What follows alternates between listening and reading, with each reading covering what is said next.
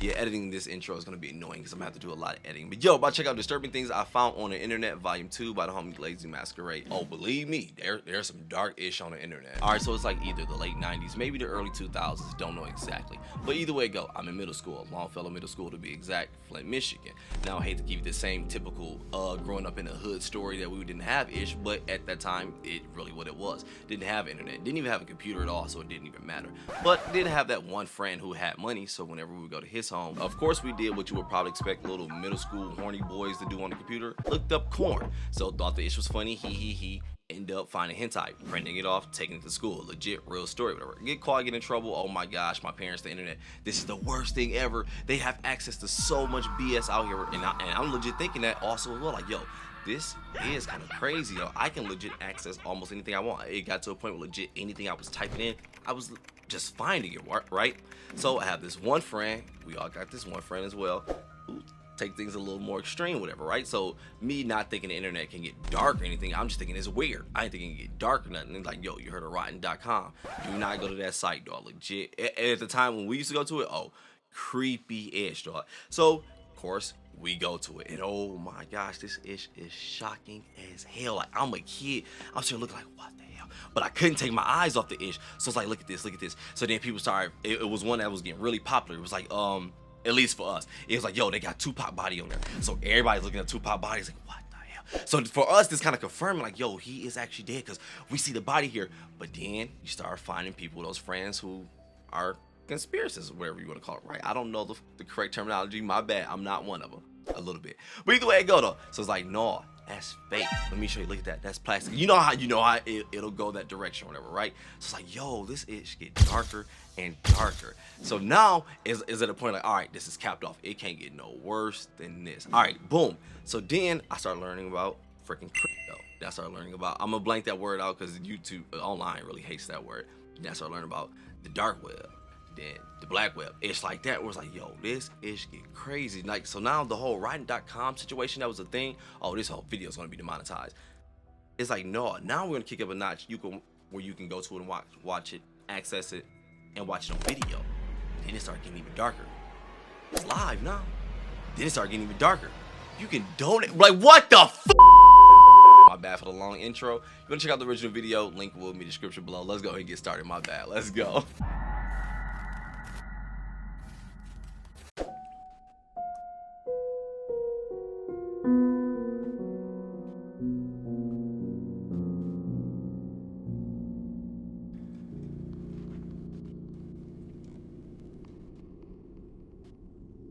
You all seem to really enjoy my last Dark Things I Found on the Internet video from a few months back.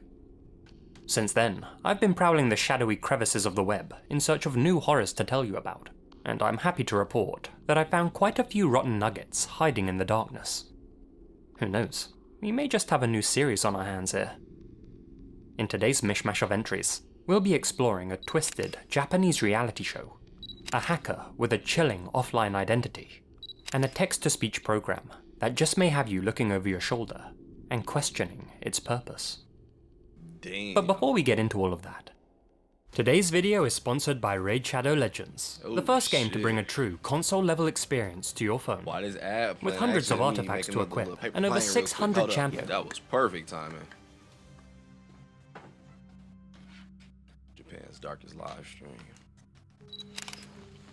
Tomoaki Hamatsu is a Japanese comedian and television personality, most famous for his appearance on the game show Susanoo Denpa Shonen, which aired on Nippon Television between 1998 and 2002. Tomoaki featured on the show for just over one of those years, but that would turn out to be the most infamous 15 months in the program's history.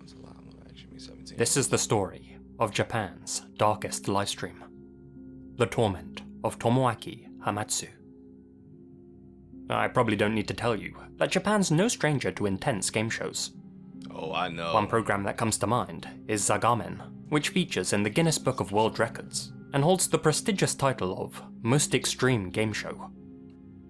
On Zagamen, contestants put themselves through some truly horrifying experiences, such as being buried up to their necks, tied up and dangled in front of angry bulls, and much worse if you can believe it. Other countries tried to copy the format, though for legal reasons couldn't quite match the same level of extremity as Japan. For the most part, these high-octane game shows have become relics of the past, and even I can't lie though, at least from the ones I know that we've seen on TV, maybe they see a little more darker version there, because we get them over here. I can't think of none of the names of them. I watch a lot of like the sport ones, it's like the ninja ones. I forgot what they're called, whatever. But regardless though, a lot of their shows, I did start to notice that a lot of their shows and their movies, I noticed a bit as well. They do put the human body to the test. Like it feel like they push it to the max. You know, you get to that point where it's like, all right, this is borderline right here. It can get dangerous, so we ain't gonna do that. But like them is like, no, we pushing that, and it does feel like that in their shows. Whatever. And then perfect example when we got freaking brain fart Squid Games, whatever, right? Even though the whole world was tuned into that ish, dude. But it was just one of those shows where it's like, yo, we're gonna give you an outing. Like you don't have to do it, but we're gonna offer you this prize that's so amazing. That's gonna make you like, well, you gonna let us enjoy your body or not? For the most part, these high-octane game shows have become relics of the past, and even during their heyday, they mostly focused on physical torment that lasted a few hours at most. Tomoaki Hamatsu's segment on Denpa Shonen, however, was much different. In 1998, Susanoo Denpa Shonen held a raffle to find the subject of their next TV special. The project itself was being kept top secret, so the contestants applying to be on the show, whom were all unknown and aspiring comedians, didn't really know what they were getting themselves into. For Tomoaki Hamatsu, it didn't really matter. The young man had big dreams of becoming a famous funny man, and was eager to make a name for himself. If he could get on a popular game show like Denpa Shonen, that could be his big break. But little did he know that Susanoo Denpa Shonen were about to take their show in a completely different direction. Upon winning the raffle, Tomoaki was led by the production team to an extremely small apartment in an undisclosed location. Inside, Not even trying to be funny, dog. But he don't even look funny. He looked like he's humiliating himself. That's what he looked like to me. I'm not being funny. You know how some people they try real hard, like over the top, like, oh, I need the attention. Look at me, because I'm funny. But regardless, though, I'm gonna let it finish because I don't want to put my foot in my mouth. But I feel like somebody about to take advantage of the dude. On winning the raffle, Tomoaki was led by the production team to an extremely small apartment in an undisclosed location. Inside, he was immediately instructed to remove all of his clothes. If he refused, the raffle would be held again, and Tomoaki would lose this huge opportunity to be on TV. With his future career at stake, Tomoaki reluctantly agreed, and, in front of the camera, got out of his clothes and into his birthday suit. An aubergine, or eggplant emoji, was used by the editors to conceal his manhood. From then on, Tomoaki was referred to as Nasubi, the Japanese word for aubergine. That wasn't just because of the emoji, but also because the producers thought his head resembled the shape of the fruit. Tomoaki wasn't only deprived of his clothes, but of pretty much everything. He began the show with no possessions, no food, no furniture, and no sources of entertainment. I know I want to talk, dog, but I noticed at the beginning. But I want to say, I'm like, damn, doggy shit look like a moon. Let me go back. Where was he at? As Nasubi, the Japanese word for aubergine. That wasn't just because of the emoji, but also because the producers thought his head resembled the shape of the fruit. Damn, they foul over there. Tomoaki wasn't only deprived of his clothes, but of pretty much everything. He began the show with no possessions, no food, no furniture, and no sources of entertainment. Damn. All he was given was water and a stack of mail-in magazine sweepstakes. He was told that if he wanted food or other items, he'd have to win them by filling out the raffle cards and sending them off. If he didn't win any food, he couldn't eat. If he didn't win any clothes, he'd stay cold. And, most importantly, he wasn't allowed to leave the apartment. The production team would mail his sweepstakes for him. In order to earn his release from the apartment, he'd have to win at least 1 million yen, approximately $10,000, in magazine sweepstake prizes.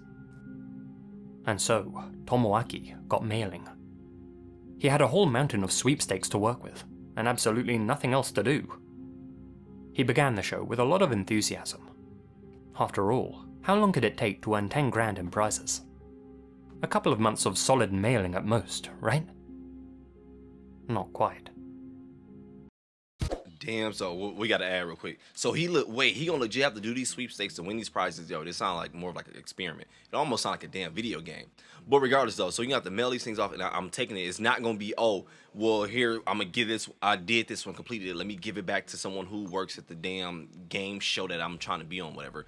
No, he gonna really have to mail this off, and they gonna really make this dude wait the time, huh? Yeah, this feel like a video game almost, and it almost feel like, because when it was like he jumped in with no food, no clothes, basically nothing, went in there just straight bucket naked. So when he go in there starting that, it felt like, all right, so now I'm gonna play this sweepstake, and is that only to get food, or can I get other ish too? This is weird. A couple of months of solid mailing at most, right? Not quite. As the show went on, Tomoaki slowly accumulated prizes from his sweepstakes success. Oh, is that the stuff as he the can show buy? went Hold up.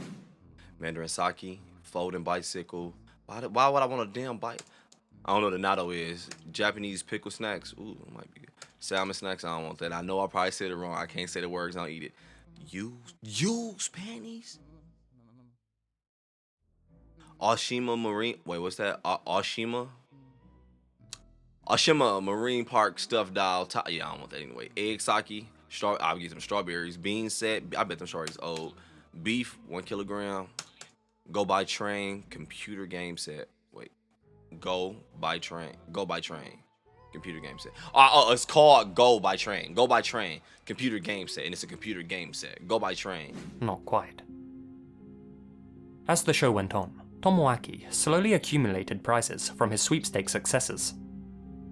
As you can imagine, these were mostly small things, and rarely items that he could actually put to good use. I noticed. Due to the sporadic nature of his wins, he often lacked essentials, like food to eat, and during one particularly difficult 3-month period, actually resorted to eating dog food which he had won in order to ease his hunger.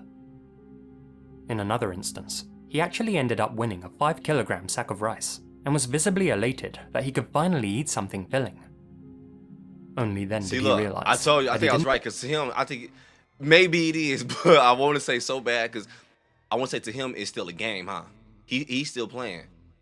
But no, to be fair though, I got myself in the wrong mentality, because for one, as we hear the game, he's trying to do this to get into this game show that he really want to get into, and this is going to be his big break, huge opportunity. And over there, they're used to their game shows really putting exactly what we talked about earlier, putting the body to the max test possible, whatever. They're used to that. So for him, it's like, all right, this is not extreme. But for me, looking at it, sitting back in my privileged American home, like, yo, this is extreme as hell. I ain't doing all of that. Hell no. It's legit making me question, like, is this even legal? Did he even go off when they picked him in the game room, like the lobby? Did he even go with the right people, or did he go with someone else who was like, no, resorted to eating dog food which he had won in order to ease his hunger. In another instance, he actually ended up winning a 5-kilogram sack of rice, and was visibly elated that he could finally eat something filling. Only then did he realize that he didn't have a rice cooker or any pots, and in order to make the rice, he'd need to win one of those too. Damn. There was also a point where a food delivery driver came to Tomoaki's door with some takeout ramen, only to say that he had knocked on the wrong door. This was likely a setup by the producers in order to get a reaction out of Tomoaki. Not gonna lie, I was just thinking that. Good laugh. But Tomoaki certainly wasn't laughing. As well as being hungry for most of the show's run, Tomoaki rarely got to interact with other human beings. Occasionally a mailman would come to the door to deliver his prizes, or a doctor might show up unannounced to give him a checkup. Oh, and I bet he's just talkative, because at this point it seemed like, yo, the social life is gonna be taking next, if they ain't already started. To deliver his prizes, or a doctor might show up unannounced to give him a checkup. But or maybe he won't be talking. Maybe he'll be to the point where he's used to it and he's like, oh shit. Or a doctor might show up unannounced to give him a checkup. But for the most part, he spent his days in complete isolation. Despite being nothing more than televised cruelty, Tomoaki's ordeal on Denpa Shonen attracted a huge crowd. The show averaged around 17 million viewers every Sunday night. Damn. To quote Moist Critical, who recently covered this show in one of his uploads. That's more viewers than the last 4 years of the NBA Finals and the World Series. What the hell? Needless to say, the torment of Tomoaki was tapping into the public's sense of morbid curiosity. Those juicy viewing figures convinced the producers to up the ante. Instead of airing Tomoaki's segment once per week, they began live-streaming the entirety of his time in the apartment online. The whole time that he was in the apartment, Tomoaki was never told that he was being live-streamed, and instead believed that only a highlight reel of his experience would be shown on TV. So, in between all of the moments of Yo, I don't know, you ever seen somebody go, just to kick it to it, to kind of help you understand, you know what's going on. Have you ever seen your favorite streamer or any streamer where they go live like unintentionally? It was a mistake, whatever, and they don't know about it. You can legit see the whole YouTube, Twitch personality, wherever they are. You can see the personality like go and come back. It is legit like a turn off and like legit. It is like, let's say they do something weird, like all right, camera off, boom, all right, see you guys, boom, boom, boom, turn it off, get to talking. What the fuck, man, nigga?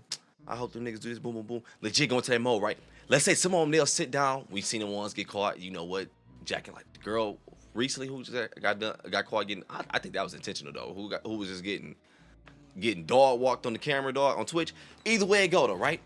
So let's say, I'm back on track, my bad. So let's say they come into the camera, right? And they don't know. They click something, boom, don't know they're going live. So they be sitting there doing everything normal, talking normal. You know it's the most calm-ish ever, because you know this is how people actually are before they give you this YouTube personality that I'm giving you right now, right? So they be sitting there calm with her. Then let's say they notice it, they go, oh!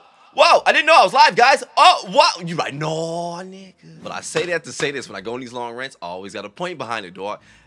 The reason why I say that, when I said at the beginning, when I was like, oh, I guarantee he's one of those people who humiliate himself for those views. Got friends like that. It's not funny. I hate it. But either way it go, though, regardless, though, as he's doing that, he's going to kick back to a normal mode, huh? You're going to see him walking around, whatever, like shit really going crazy. Like, oh, man, I can't believe this. Boom, boom, boom. Oh, let me give him some highlight moments.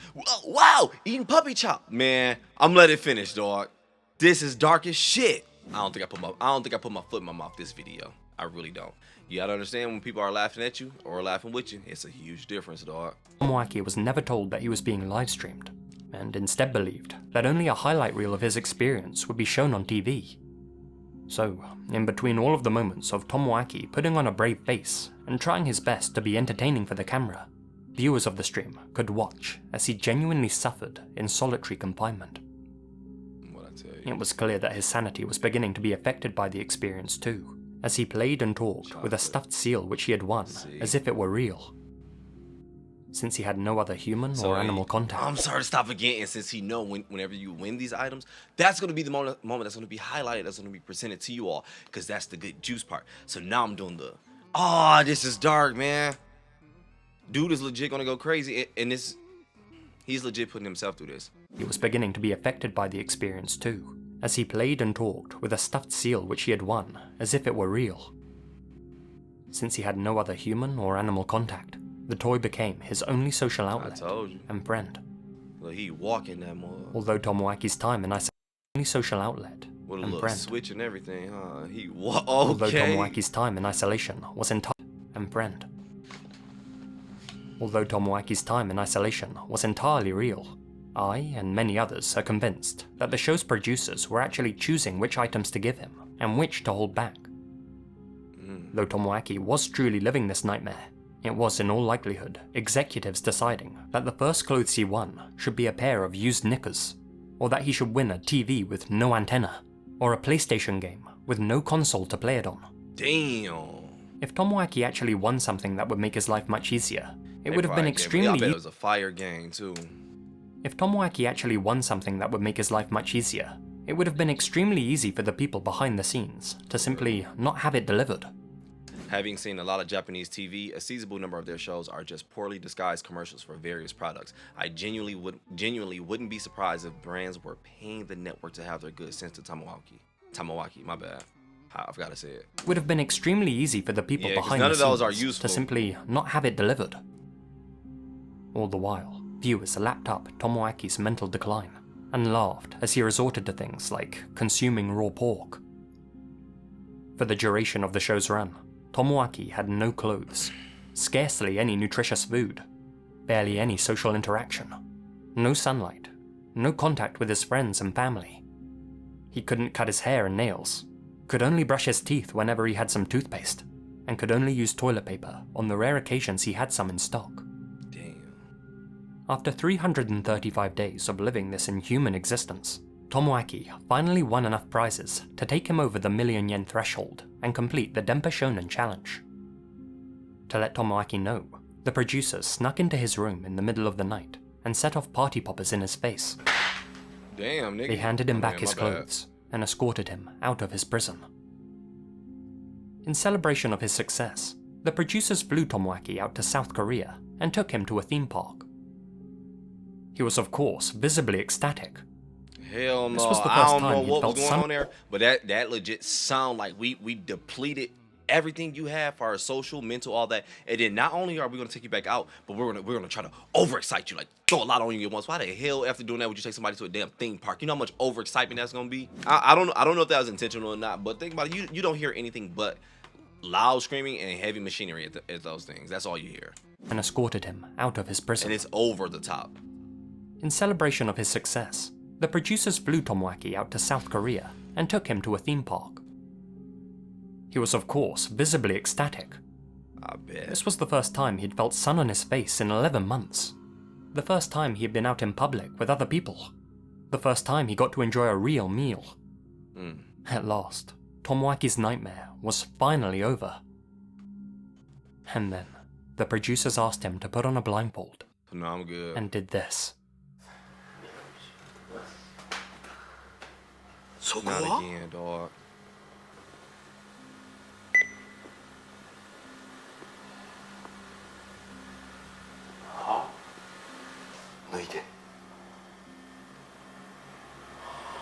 I'll fight, dog.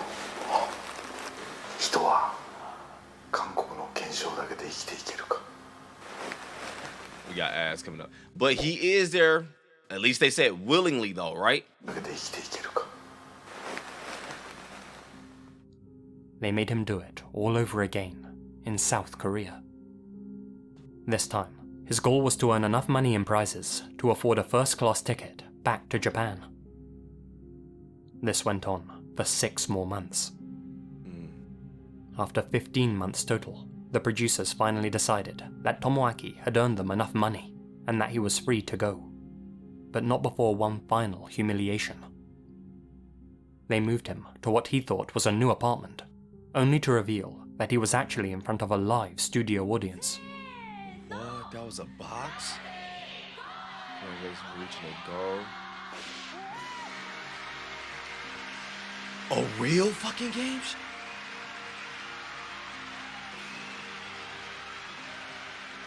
Oh, nigga.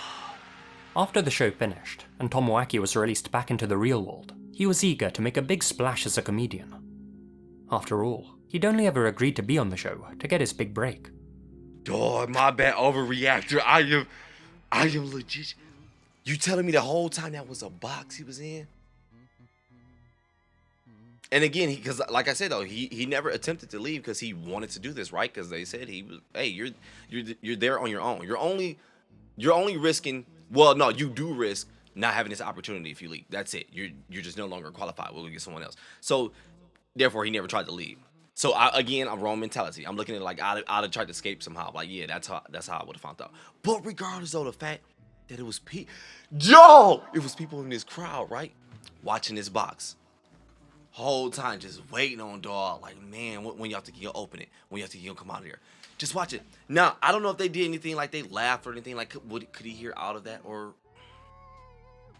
they legit watched that and waited, bought tickets probably. Damn.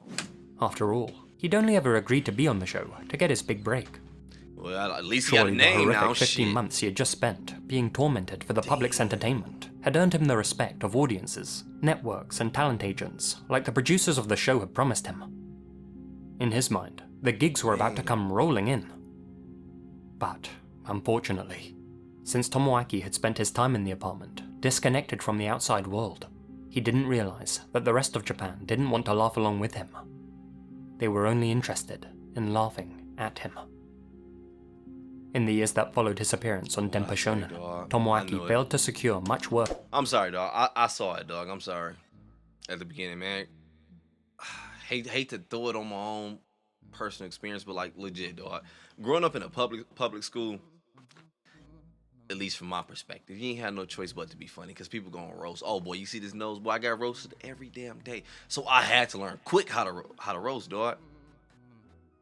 But within the crowd, right? Within the group, wherever though, you always see that one person where it's like, yeah, they'll do anything for some laughs, even putting it against themselves. Where it's like, dog, you're not even funny, man. You be trying so hard. My bad. You can say what you want, but when I saw that, I understood. I knew it. I was like, yeah, he doing too much. He too loud in that room. Disconnected from the outside world, he didn't realize that the rest of Japan didn't want to laugh along with him.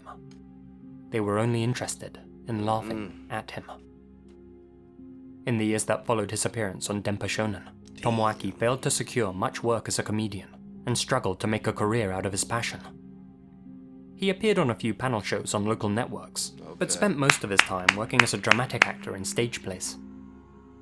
As one can imagine, a year spent in isolation can take a heavy toll on one's mental state. I hope you're doing good, man. Tomoaki suffered with PTSD for quite some time after the show ended. He also became much more reserved, found that he struggled in social situations, and couldn't hold conversations for much time at all. This, of course, severely affected his ability to perform comedy. His physical health had also declined due to a lack of nutrition and proper exercise. Damn. Thankfully, he seems to be doing much better these days, having founded a stage group called Eggplant Way that tours around Japan, putting on performances. He also put his strength of will to the test once again in 2016, when he successfully scaled Mount Everest. What? Speaking of his experience on Denpa Shonen, Tomoaki said that he was grateful for the opportunity to be on TV and for the things that he had learned from appearing on the program. Good shit, bro. The show's lead producer, Toshio Tsuchiya, later apologized to Tomoaki for putting him through 15 months of hell, but said that he didn't have any regrets about doing so. I knew a butt was coming. My only goal is to produce miracles on film, he said. And with Tomoaki Hamatsu, that is what happened. I called it. I told you. I said someone was going to take advantage of that. I knew it. Look, you can see it in his face. He look like he ready to tell you, hell no, you can't have Friday off. I ain't going to come anyway. So you might as well get to me. Now to play devil's advocate for a bit though, he's right. His goal is to produce miracles. Sounds like I didn't hold you against your will. You had every opportunity to leave. You could have walked out. As we saw, it was just a little box. You could leave. This is about to get real extreme. This is what we do over here. Trying to put myself in them shoes. This is what we do over here. We're both aware of that. Now, all right, you can play. Go ahead and win. If not, then go ahead and move on. I wanted him to try to leave at one point because I was just wondering. I was like, I don't think he can leave, but I think he really could have. My only goal is to produce miracles on film, he said. And with Tomoaki Hamatsu, that is what happened. Damn. And that's the story of Tomoaki Hamatsu, aka Nasubi, the man who sacrificed 15 months of his life, spent it in solitary confinement, and was tormented on the daily, only to be cast aside upon his release. And they didn't even all care for the viewing about pleasure of Nippon TV's audience. The fact that a cruel show like this could ever air is crazy in itself. But even crazier is just how many people tuned in to watch Tomoaki suffer and laughed as he did. Nokia Tumantu. We got to add real quick. I'm gonna let it play. Let me see what that say. Nokia Tumantu. Hack Forums is a website that describes itself as the ultimate security technology and social media forum. The platform, which has been around for decades now, is a place for self-professed hackers to connect and chat about mainframes, or whatever it is that hackers like to talk about. The forum has been the recipient of a lot of criticism over the years, with critics saying that the site enables and encourages online criminal activity. Those same critics point to people like Zachary Shames, a man who was arrested for selling keylogging software on the site, which allowed other users to steal personal information. Damn. Back in July of 2009, a new account was registered on Hack Forums, that of user Nokia 212 personal information. Back in July of 2009, a new account was registered on Hack Forums, that of user Nokia 212. Within a short period of time, he became something of a site-wide celebrity, mainly because, whoever this guy was, he had plenty of cash to throw around. He made large donations to the site, did huge giveaways, and procured the services of many of the site's members, paying them to do online jobs for him, or giving them money to exchange for bitcoins. He endeared himself to the other members too, by donating funds to those with interesting and charitable ideas. Before long, Nokia 212 was arguably the most respected user on the close-knit forum. Where others bickered and argued with one another, everyone seemed to agree that Nokia was one of the good guys. Having gained the community's trust, it became easy for him to purchase things from the typically aloof user base. Obviously on these kind of online platforms, where people are often acting outside the law, most users are wary of who they do business with, but pretty much everyone was willing to sell to Nokia. Between the years of 2009 and 2016, Nokia 212 made more than 500 posts on the site, most of which revolved around him buying the services of other hackers, and the details of the hacking activity he had commissioned, the platforms he had targeted and taken down, the social media accounts and videos he had deleted, the passwords to email accounts he had acquired, the manufactured engagement he had created on Twitter, YouTube, and Facebook. Damn. I want to buy 1 to 2,000 verified YouTube account. So I'm taking it, is he saying he wanted to buy 1 to 2,000 accounts, like per different accounts that are already verified? Or is he saying like accounts that's having around 1 to 2,000 range of subscribers? I don't know, but regardless though, man, I will change the passwords so it will be for me only. I will pay by PayPal only. And the crazy thing is, a lot of them when it do happen, you'll see they'll change to like the word about I'm gonna have to blank out because YouTube don't like. It'll change it to like a crypto account, like a picture or the type of account, the videos that'll be up there. Like yo, they got. Like it's like now you be scared to click on sponsor links when you get those emails like, oh, do I want to click on that or no? Accounts and videos he had deleted, the passwords to email accounts he had acquired, the manufactured engagement he had created on Twitter, YouTube, and Facebook, things of that nature. This had all cost him thousands upon thousands of dollars, so it was clear to everyone on the forum that Nokia was a man of means. He punching all that. But where was all this money coming from? And who exactly was Nokia 212? Well, occasionally the online man of mystery would have a bit too much to drink, and would take to the forum to discuss his political views, and even once let slip that he was from Saudi Arabia. This got people theorizing about his identity. While some thought he was just a millionaire who disliked certain groups of people, others believed that he may have some stronger political ties. Most people didn't seem to mind who he was or where he got his money from though. Nope, he was just that popular guy money. that did loads of giveaways and gave plenty of other users jobs. And that generosity continued for years. That is, until one day in 2016, when, without telling a soul why, Nokia 212 disappeared from the site, completely. It's unknown why exactly the man behind the account suddenly stopped visiting the site, but in the minds of many, it's because he feared accidentally revealing his true identity. But little did Nokia 212 realize, he already had. Despite being an active member on Hack Forum, Nokia 212 wasn't exactly a tech whiz. What? As it would turn out, he'd actually registered a number of websites under his real name in order to host botnets. Damn. Using the website who.is, several curious web sleuths were able to uncover his personal information, including his contact info, real name, and his social media accounts. One of these sites had metadata that linked him to the Nokia 212 account on Hack Forum. And so it was learned that Nokia 212, the Prince of Hack Forum, did indeed have some royal links of his own. What in the hell?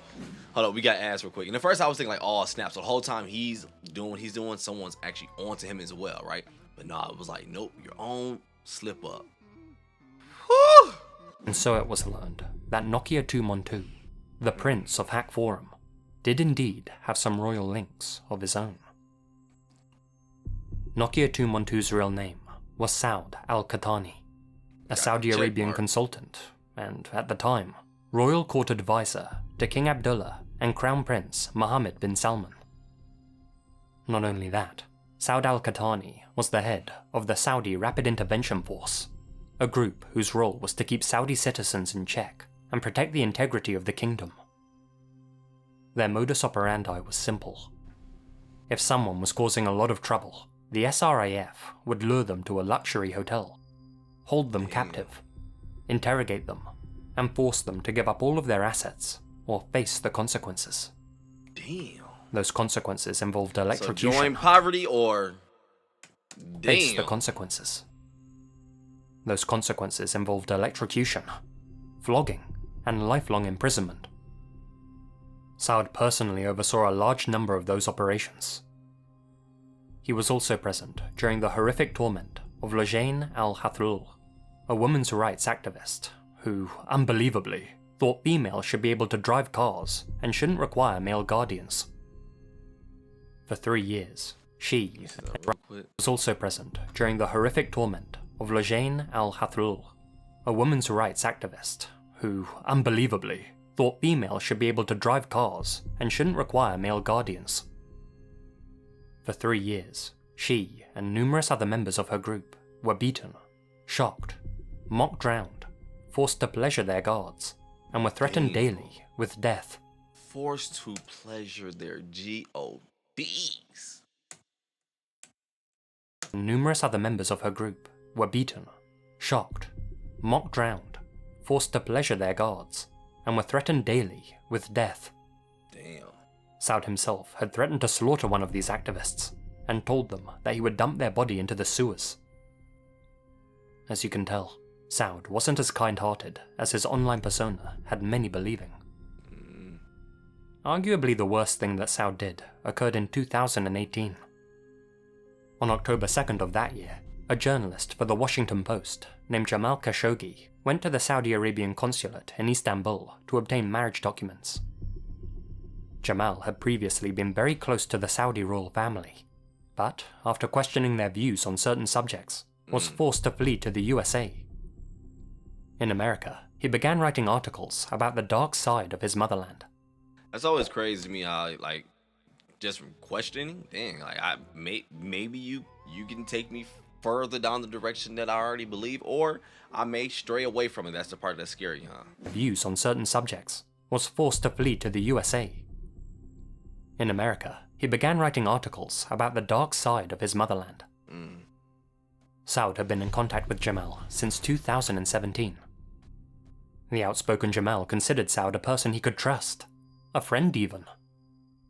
It's unclear whether Jamal had willingly told Saud that he would be going to the consulate that fateful day, or whether Saud had been using spyware to keep an eye on Jamal's phone activity. But, suffice it to say, he knew that he'd be there. Surveillance cameras caught images of Jamal Khashoggi entering the consulate. But, strangely, they didn't capture any footage of him leaving the building. With no trace of the man anywhere, his concerned family contacted the authorities in Istanbul, and Jamal was declared a missing person. It would eventually come to light that while inside the consulate, Jamal Khashoggi had been intercepted by a group of Saudi hitmen. He was then slaughtered, dismembered, and removed from the building piece by piece by the men who had ended his life.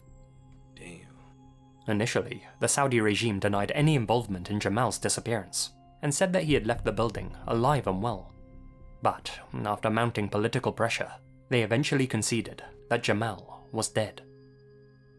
It's strongly suspected that his demise had been ordered by Crown Prince Mohammed bin Salman, though he of course denies any involvement. What we do know for certain though, is that Saud al-Qahtani, aka Nokia 212, was the ringleader and mastermind behind the hit. Phone records show that he and the Crown Prince had been in contact in the hours before and after Jamal's life was taken. According to Reuters, Saud had even called into the consulate via Skype while Jamal was still alive and being held captive. During the video call, he reportedly taunted Jamal before telling his hit squad to bring me the head of the dog. To this day, Jamal's remains have never been located, and under the protection of the Crown Prince, Saud al-Qahtani has never faced legal repercussions for his role in the operation. It would later be revealed that shortly before Jamal's slaying, Saud had procured the tools used to hack into the phone of Jeff Bezos, the CEO of Amazon and the owner of the Washington Post, the publication that Jamal worked for.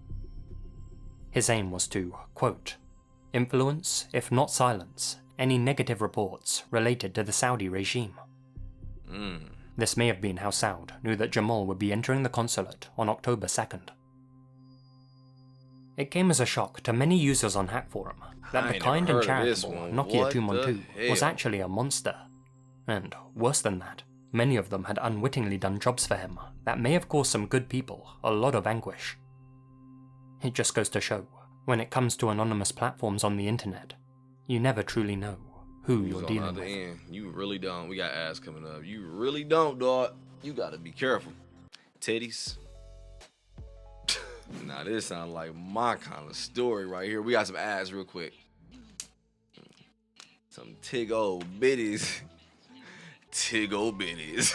No, let me get my laughs out now before I find out what the story actually is. It'll be something hella dark anyway.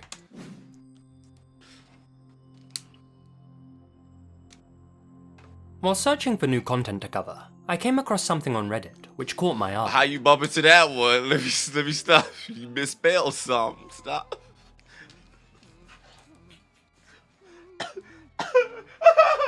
A lot of anguish. You never truly know who you're dealing with.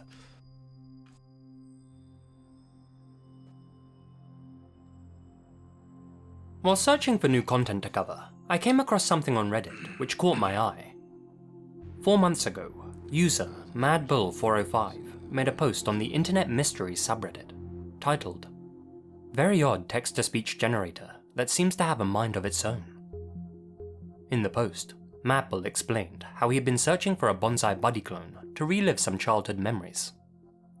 While doing so, he stumbled upon tetties.com/SAPI4.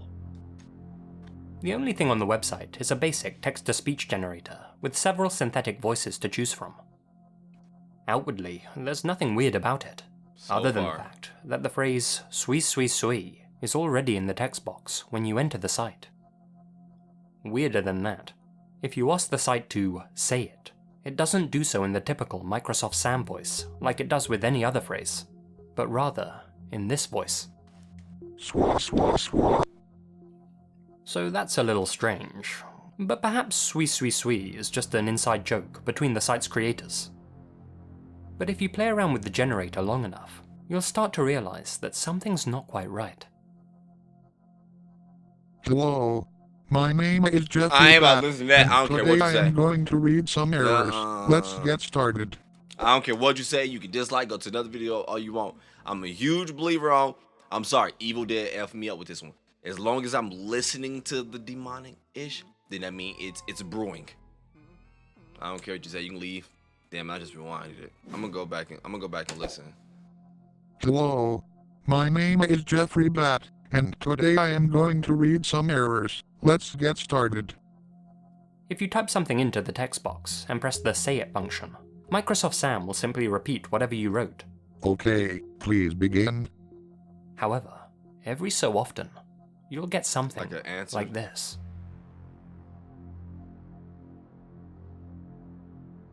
Andy, do you know any good lawyers? Said, do you know any niggers? Wait, what? Do you know any good lawyers? Or liars? Andy, do you know any good lawyers? Not even been funny. It really sounded like you said, Abby, something, something. Do you know any N-words? I said the actual word the first time, didn't I? My bad. Yeah, you grown. You heard that shit before. Andy, do you know any good lawyers? I know a couple.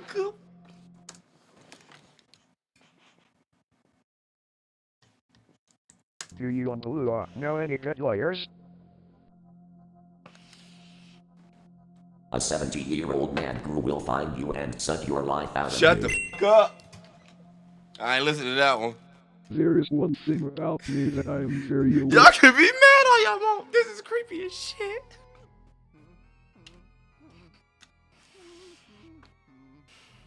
And that is, I hate giving up on anybody even when I am forced to. He hate using what when he forced? Hate giving up on anybody even when I am forced to.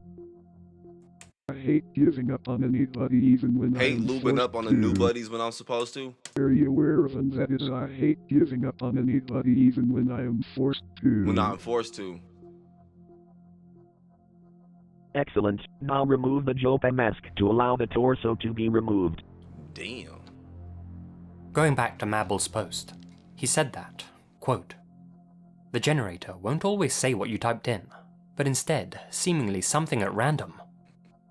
I even tried directly questioning the website, thinking it was a low-level AI program running in the background. I typed in something along the lines of, 'Your website is bizarre and seems pretty sketchy. Care to comment?' It started talking about rappers and why I should subscribe to them. I then typed, 'Hello, what's your name?' To which it started Wait, playing a I'm not being funny. Like rappers, like rap music. It started talking about rappers and why I should subscribe to them. Okay. I then typed, 'Hello, what's your name?' To which it started playing a 20-second loop, saying, 'Life is pain,' over and over again. That was about the point I really closed is. the window. I found a few videos from a few years back of people fooling around on the website and having similar results. In the comments, a few users said that the generator told them to kill themselves, or that they were watching them. Reading through the replies to Mabel's post, it seemed I like done most people shut who that checked out the mug page down, bro. What you say? Reading through the replies to Mabel's post, it seemed like most people who checked out the page got some sort of unusual and dark altered messages rather than the ones that they had typed in.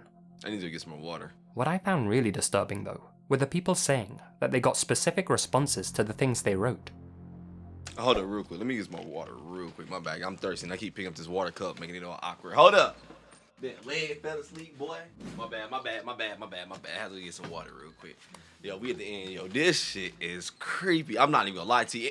I'm not gonna lie. What it sounds like is, it sounds like someone made like a compilation of like some voices or some clips from some ish, where it's like maybe it may have been doctors working. I don't know, freaking lawyers working. It just sound like people saying things that are like, if you take, of course, obviously take it out of context, where it just sounds really, really bad.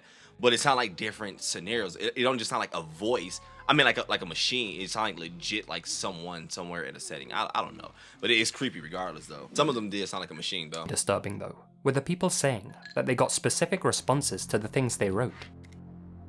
It also doesn't seem like any of these creepy phrases get repeated. Ooh, That they're that all would be unique, creepy. and in some instances, eerily personalized. There's obviously something off about this website. So, what could it be? A joke site made up to try and scare a few unsuspecting people?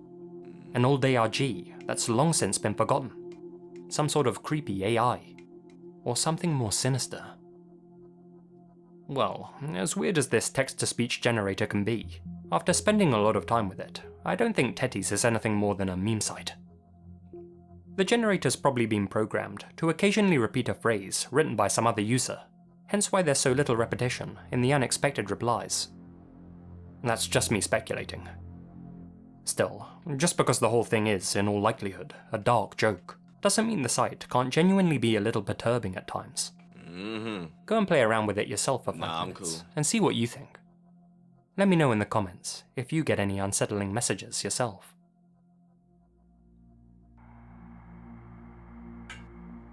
That was definitely some disturbing-ish. That first video definitely had my attention, though, man. I ain't gonna lie though, that first story hit me the hardest. I was so glad freaking Tawaki was doing good, because again, I keep jumping in it from my perspective here, from where we are versus how they do ish over there, which is still, I just keep calling BS.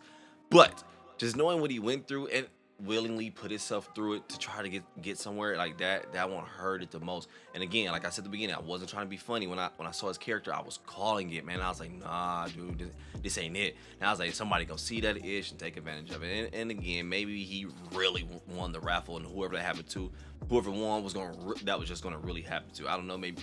Well, of course, others outcomes would have been different. So But still, I was like, nah. I was like, I wonder if he made it too easy for him. But regardless, I'm glad he's doing all right. But man, this was a effed up story, dog. Yo, if you enjoyed the video, go ahead and click that like button. I appreciate it. My bad to get all preachy on you and talk my ish or whatever. But yo, these are not ghost videos. These are what we so far believe are true videos. Some of them get debunked sometime. But yeah, you get it. Go ahead and get up out of here and enjoy your day. Morning, evening, night, whenever you're watching this video. But I'm out.